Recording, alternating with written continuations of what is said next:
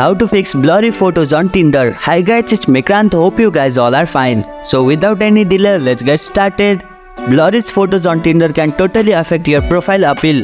If you are experiencing this issue, here are some tips to ensure your photos appear clearly and high quality. Upload high resolution photo. Make sure you are using high resolution images. The minimum recommended resolution is at least 6040 into 6040 pixels, but higher is better. Avoid screenshots or photos that have been compressed multiple times as they lose quality. Check Tinder's compression. Tinder compresses images to optimize loading times and save data.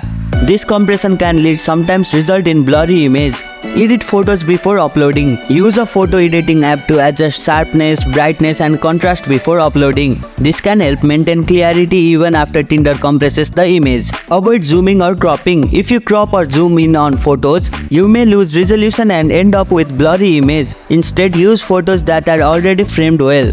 If you liked our video, press the thumbs up and share button. If you have any question, comment down below and don't forget to subscribe the channel for more tutorials.